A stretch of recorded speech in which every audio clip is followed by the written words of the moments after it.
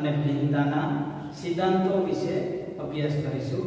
તો આપણે ધોરણ 12 સાયન્સમાં 3 ચેપ્ટર જેનેટિક્સના ભણવાના છે, જેમાં આનુવંશિકતા અને ભિન્નતાના સિદ્ધાંતો, આણ્વીય આધાર અને ઉદ વિકાસ એમ 3 ચેપ્ટર જેનેટિક્સના એટલે કે જનીનશાસ્ત્રના ભણવાના છે। હવે એમાં આપણે આજે જોઈએ તો કે આનુવંશિકતા અને ભિન્નતાના સિદ્ધાંતો એટલે કે એમાં કેવા પ્રકારના ફેરફારો થાય, કેવા નિયમો આવ્યા, એ બધું જોવાનું। તો પહેલા સૌપ્રથમ જેનેટિક્સ નો ગુજરાતી અર્થ શું થશે તો કે જનીન વિદ્યા અથવા તો જનીન ક્ષેત્ર। એને ગ્રીક ભાષામાં જીન શબ્દ એના ઉપરથી ઉતરી આવ્યો તો જીન શબ્દનો અર્થ શું થાય તો કે ટુ બીકમ એવો અર્થ થશે। એટલે શું થાય કે હોવું કે હશે એવો શબ્દ એનો અર્થ થશે। હવે એના મુખ્ય બે ક્ષેત્રોની વાત કરી કે જે આપણા ચેપ્ટરનું નામ છે તો કે એક તો આનુવંશિકતા અને બીજું છે ભિન્નતા। આનુવંશિકતાની આપણે વ્યાખ્યા આપી હોય તો કઈ રીતની આપી શકીએ તો કે આપણા ચેપ્ટરની શરૂઆતમાં જેવું કહેવામાં આવ્યું કે હાથીના બચ્ચા હોય તો એમાંથી નવો હાથી બનશે, અથવા તો બિલાડી હોય તો બિલાડીમાંથી નવી બિલાડીનું સર્જન થશે, મનુષ્ય હશે તો મનુષ્યમાંથી નવા બાળકનું સર્જન થશે। તો એ શું કહેવા માંગે તો કે જે સજીવની જાતિ હશે એ જ જાતિમાંથી એના જેવા જ નવી સમાનતાવાળા સજીવોનું નિર્માણ થાય, તો એને આપણે શું કહેવામાં આવે તો કે આનુવંશિકતા। એટલે કે એની વ્યાખ્યા જો તો કે માતા પિતાના લક્ષણો કેમાં તો કે સંતતિમાં ઉતરી આવવાની ઘટના। એટલે કે જે માતા પિતાના બે લક્ષણો હશે, માતા પિતામાં જેટલી સમાનતા પણ જોવા મળતું છે તેના બાળકમાં જોવા મળતું હશે। એટલે એની વ્યાખ્યા શું થાય તો કે માતા પિતાના લક્ષણો કેમાં ઉતરી આવવાની તો કે સંતતિમાં ઉતરી આવવાની ઘટના એટલે આનુવંશિકતા। એટલે કે આપણા જે કુટુંબના સભ્યો છે એ એક સજીવ જેવા જ હશે, જ્યારે બીજા કુટુંબમાં જોઈએ તો એમાં થોડુંક જુદાપણું જોવા મળે, તો એ જુદાપણાને શું કહેવામાં આવે તો કે ભિન્નતા। ભિન્નતાનો અર્થ જેવો થાય તો કે અલગ અલગ, તો કે એક જ જાતિના સજીવોમાં શું જોવા મળતા હોય તો કે ઉદ્ભવતા જુદાપણાને શું કહેવાય ભિન્નતા કહેવાય। એટલે કે જે અલગ અલગ લક્ષણો બાહ્ય રીતે દેખાતા હોય, રંગ, આકાર, રૂપ, એમાં જે લક્ષણો જોવા મળતા છે તેના કારણે આવતા હશે તો કે ભિન્નતાના કારણે। હવે ભિન્નતા સજીવોની અંદર થાય તો એના માટે જવાબદાર શું તો કે એક તો લિંગી પ્રજનન। લિંગી પ્રજનન એટલે કે જે આપણે અગાઉના ચેપ્ટરમાં અભ્યાસ કર્યો હતો તેને આપણે સુતાજી બોલાય તો કે લિંગી પ્રજનન બે સજીવો વચ્ચે થશે, એક તો નર અને એક માદા। હવે નરના શુક્રકોષો અને માદાના અંડકોષો એકબીજા સાથે જોડાય અને ફલન કરશે, ફલન થઈ એમાંથી યુગ્મનજનું નિર્માણ થશે, યુગ્મનજના નિર્માણમાંથી નવા બાળ સજીવનું નિર્માણ થાય। તો એના કારણે શું થશે તો કે એક પિતાના લક્ષણો અને એક માતાના લક્ષણો, જે આપણે ચેપ્ટર નંબર 1 માં ભણ્યા હતા તો કે 2n બને બાળક। એ 2n કેવી રીતે બને તો કે એક એના માતામાંથી અને એક એના પિતામાંથી, એટલે કે એવી રીતે બે અલગ અલગ લક્ષણો એની અંદર ઉતરી આવશે, જેના કારણે શું જોવા મળશે તો કે ઈ સજીવની અંદર થોડું જુદાપણું જોવા મળશે। તો એના કારણે થાય તો કે લિંગી પ્રજનનને કારણે જોવા મળે। હવે તેના હિસાબે શું થશે તો કે ઉદ વિકાસ થશે, એટલે કે એક સજીવમાંથી બીજા સજીવ, બીજામાંથી ત્રીજા સજીવ, એમ જતા જતા અલગ અલગ પેઢીમાંથી નિર્માણ પામી અને નવી જાતિનું અસ્તિત્વ થાય, તો એને આપણે ઉદ વિકાસ કહીએ, જેનો અભ્યાસ આપણે પાછળના ચેપ્ટરમાં કરવાનો છે। હવે એના કારણે શું થાય તો કે ઉદ વિકાસ જેમ જેમ થતો જશે એમ અલગ અલગ જાતિનું નિર્માણ થતું જશે, અને એ ઉદ વિકાસ થયો એવું ક્યારે કહેવાય કે જ્યારે માતૃ અથવા તો પિતૃ પેઢીમાંથી નવી સંતતિનું નિર્માણ થતું જશે, અલગ અલગ કેટલીક પેઢીનું નિર્માણ થાય પછી ઈ સંતતિ અને માતૃ સંતતિ બે વચ્ચે પ્રજનન કરવાની ક્ષમતા ન રહે એવી કેપેબિલિટી આવે ત્યાં સુધી, એટલે કે ઈ વિકાસને શું કહેવામાં આવે કે ઉદ વિકાસ કહેવામાં આવે. હવે આ જ્ઞાન આપણે ક્યારે મળ્યું તો કે ભિન્નતાનું કારણ એ કેમાં છુપાયેલું તો કે લિંગી પ્રજનનની પ્રક્રિયામાં છુપાયેલું. જે આપણે જોયું કે લિંગી પ્રજનનમાં શું થશે કે નર અને માદા બે સજીવોમાંથી બાળકોષમાં એના લક્ષણો આવશે. જેનું જ્ઞાન મનુષ્યને ક્યારે મળ્યું તો કે 8000 થી 1000 BC ઈસવીસન પૂર્વે 8000 થી 1000 વર્ષ પહેલા મળ્યું. ને આમાંથી મનુષ્ય શું કરતો હતો કે અલગ અલગ નવી ઘણી બધી સંકર જાતોનું નિર્માણ કરતો.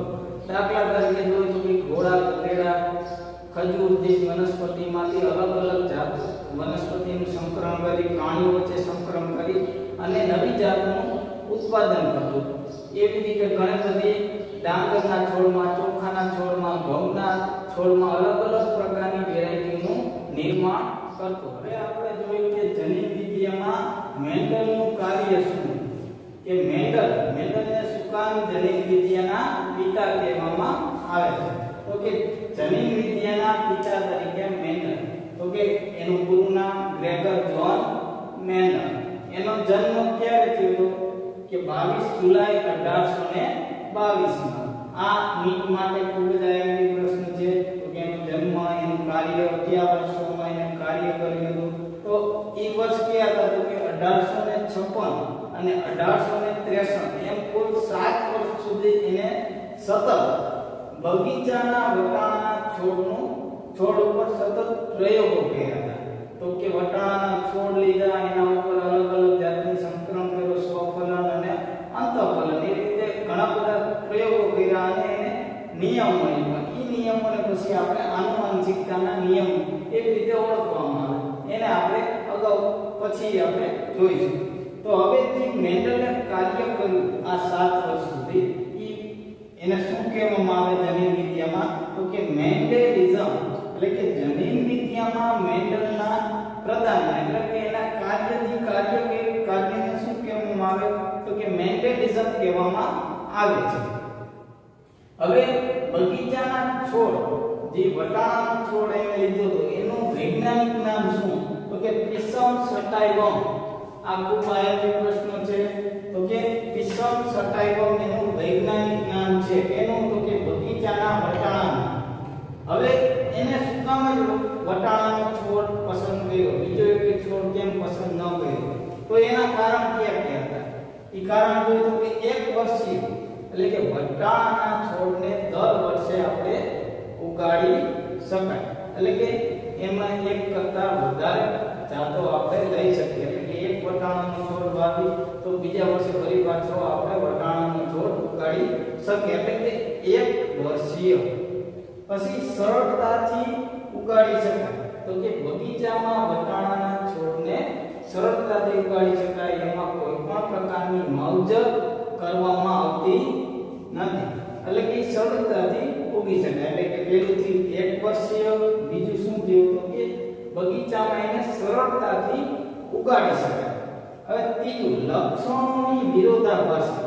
હવે લક્ષણોની વિરોધાભાસી એટલે શું તો કે અમુક છોડ હતા એ ઊંચા જોવા મળતા હતા, અમુક છોડ નીચા જોવા મળતા હતા, અમુક પુષ્પનો રંગ સફેદ, અમુક પુષ્પનો રંગ લાલ જોવા મળતો હતો. તો એવા ઘણા બધા વિરોધાભાસી જે આપણે આગળ જોવાના છે તો એમાં ઘણા બધી વિરોધાભાસી જોવા મળતી. એના કારણે એને વટાણાનો છોડ પસંદ કર્યો. પછી પુષ્પ કે વટાણાના છોડ કેવા પુષ્પ ઉત્પન્ન કરે તો કે દ્વિલિંગી પુષ્પોનું સર્જન કરે. દ્વિલિંગી પુષ્પ જે આપણે પહેલા ચેપ્ટરની અંદર ભણી ચૂક્યા છે તો કે દ્વિલિંગી પુષ્પ એટલે કેવા તો કે એની અંદર પુંકેસર અને સ્ત્રીકેસર એક જ પુષ્પોની અંદર જોવા મળતા હશે. એટલે એ શું કરતા હશે તો કે સ્વપરાગ અથવા તો સ્વપરાગનયન કરતા હશે. અને બીજું અંતઃફલન, આપણે એનું અંતઃફલન પણ કરાવી શકીએ એટલા માટે એનો ઉપયોગ કરવામાં આવ્યો. પછી એક જ સાથે ઘણા બધા બીજનું નિર્માણ થઈ શકે. એટલે કે વટાણાનો એક છોડ વાવ્યો તો એ છોડમાંથી ઘણા બધા વટાણાનો આપણે મળી શકે. એના કારણે એટલે કે કેટલા ટોટલ કે 5 લક્ષણોને કારણે એને વટાણાનો છોડ લીધો. ક્યાં ક્યાં તો કે 1 વર્ષીય, સરળતાથી ઉગાડી શકાય, લક્ષણોની વિરોધાભાસી, પુષ્પ કેવા હતા તો કે દ્વિલિંગી, અને છેલ્લું કીધું તો કે એક સાથે ઘણા બધા બીજનો ઉપયોગ કરી શકતા. હવે આપણે જોઈએ કે વટાણાના છોડ મેન્ડલે પસંદ કર્યા, તો એ પસંદ કરવા એના માટે એને સફળતાના કારણો, તો કે એને શું કામ વટાણાના છોડની પસંદગી કરી હતી, તો એના માટે એને કઈ કઈ સફળતા મળી એ આપણે જોઈએ. તો કે પુષ્પો સામાન્ય રીતે શું કરે તો કે સ્વફલન કરે. આપણે આગળ જોયું તો કે પુષ્પો સામાન્ય રીતે સ્વફલન અને અંતફલન બે રીતે કરે. હવે જનરલી કુદરતી રીતે આપણે જોઈએ તો વટાણાના છોડની અંદર પુષ્પમાં શું થાય સ્વફલન. જ્યાં સુધી આપણે એનું અંતફલન ન કરાવીએ ત્યાં સુધી શું થાય તો કે સ્વફલન જોવા મળે.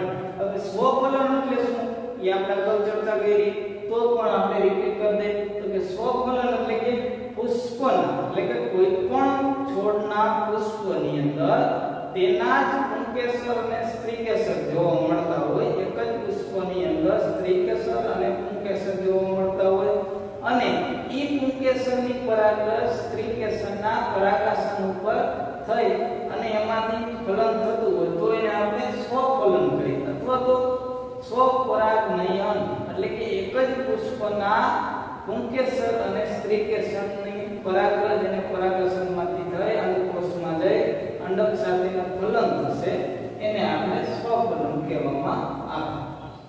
હવે વિરોધાભાસી લક્ષણ, તો વિરોધાભાસી લક્ષણો ક્યાં ક્યાં તો કે આપણે જોઈએ તો કે લક્ષણો તો કે બીજનો આકાર, તો એમાં અલગ અલગ બે પ્રકાર જોવા મળતા હતા. એક પ્રભાવી હતું, એક પ્રચ્છન્ન હતું. હવે પ્રભાવી કોને કહેવાય અને પ્રચ્છન્ન કોને કહેવાય એ આપણે થોડું પાછળના લેક્ચરમાં જોશું. તો કે બીજનો આકાર કેવો હતો? ગોળ. તો ગોળ જે બીજ જોવા મળતા હતા એ બીજ કેવા હશે તો કે પ્રભાવી હશે. હવે જે ખરબચડા બીજ હશે એટલે કે જેની સપાટી જે વટાણાના બીજનો ખરબચડી સપાટી હશે એ કેવાય છે તો કે પ્રચ્છન્ન. હવે બીજો જોઈએ તો કે બીજનો રંગ એટલે કે એનો રંગ કેવો તો કે પીળા રંગની જે વટાણા જોવા મળતા હશે એ પ્રભાવી હશે, અને લીલા હશે એ કેવાય છે પ્રચ્છન્ન. હવે પુષ્પનો રંગ તો કે એક જાંબલી હશે અને બીજો સફેદ. હવે જાંબલી હશે કેવા હશે તો કે પ્રભાવી હશે, અને સફેદ હશે એ કેવા છે પ્રચ્છન્ન હશે. સિંગનો રંગ તો કે એની સિંગ જોવા મળતી છે વટાણાની એ સિંગુ તો કે એક તો ફૂલેલી હશે અને બીજી હશે સંકુચિત. હવે ફૂલેલી હશે એ કેવી હશે તો કે પ્રભાવી હશે, અને સંકુચિત હશે કેવી છે પ્રચ્છન્ન હશે. હવે સિંગનો રંગ તો એક તો સિંગનો રંગ કેવો હશે લીલો હશે, અને બીજો સિંગનો રંગ હશે પીળો હશે. લીલો હશે એ પ્રભાવી હશે, અને જ્યારે પીળો હશે એ પ્રચ્છન્ન હશે. પુષ્પનું સ્થાન એટલે કે પુષ્પ વટાણાના છોડમાં કઈ જગ્યાએ ઉગે અથવા તો બને તો કે એક તો કક્ષી એટલે કે એના ડાળખીની અંદર, અને બીજું અગ્રીય એટલે કે આગળના ભાગમાં. હવે જો ડાળખીમાં અથવા તો કક્ષીય જગ્યાએ જોવા મળતા છે એ કહેવાય છે પ્રભાવી હશે, અને અગ્રીય ભાગે જોવા મળતા હશે એ પ્રચ્છન્ન હશે. હવે છોડની લંબાઈ તો કે છોડની લંબાઈ કેવી કે છોડ કેવા ઊંચા છે કે નીચે, તો ઊંચા હશે એ તો પ્રભાવી અને નીચા હશે તો પ્રચ્છન્ન જોવા મળતા હશે. હવે આપણે જોઈ વિરોધાભાસી લક્ષણ. હવે ત્રીજું છે સંકર જાતો ચોક્કસપણે કેવી છે ફળદ્રુપ છે. એટલે કે સંકર જાતો એટલે કે એક વટાણા છોડ અને બીજા વટાણા છોડ વચ્ચે શું કરવામાં આવે સંકરણ કરવામાં આવે, અને એમાંથી જે નવા છોડનું નિર્માણ થશે એને આપણે સંકર જાતો કહેવામાં આવે. એ સંકર જાતો કેવી છે તો કે ફળદ્રુપ છે, એટલે કે ઈ બીજને પાછા આપણે ઉગાડી તો એમાંથી નવા છોડનું નિર્માણ થાય, એને આપણે સંકર જાતો ફળદ્રુપ છે એવું કહેવામાં આવે. હવે પરફલન એટલે કે અંતફલન કેવું મુશ્કેલી નથી, એટલે કે આપણે અંતફલન પણ એમાં સામાન્ય રીતે કરાવી શકીએ. મોટા ભાગના પ્રયોગોમાં એક એટલે કે જે સમયે એક વટાણાના છોડનો પ્રયોગ કરવામાં આવે તો ઈ એક જ લક્ષણની શું કરવામાં આવતી આનુવંશિકતાનો અભ્યાસ કરવામાં આવતો એટલે કે આ જે 7 લક્ષણો છે એમાંથી કોઈ પણ એક જ લક્ષણ કાં બીજનો આકાર લેવામાં આવે કાં બીજનો રંગ કે પુષ્પનું સ્થાન કે સિંહનો રંગ સિંહનો આકાર કોઈ પણ એક જ લક્ષણ લઈ અને એના ઉપર પ્રયોગ કરવામાં આવતો એના કારણે મેન્ડલને શું કર્યું કે સફળતા મળી એના ઉપર તો કે બગીચાના વટાણાના છોડ ઉપર તો કે આટલા લક્ષણો જવાબદાર એક તો પુષ્પ સામાન્ય રીતે સ્વફલન કરાવે વિરોધાભાસી લક્ષણ જોવા મળે સંકર જાતો ચોક્કસપણે કેવી હશે તો કે ફળદ્રુપ હશે પરફલન કરાવવું મુશ્કેલ પડતું નથી એટલે કે સામાન્ય રીતે આપણે પરફલન અથવા તો અંતઃફલન પણ કરાવી શકીએ મોટા ભાગના પ્રયોગોમાં એક જ સમયે એક જ લક્ષણનું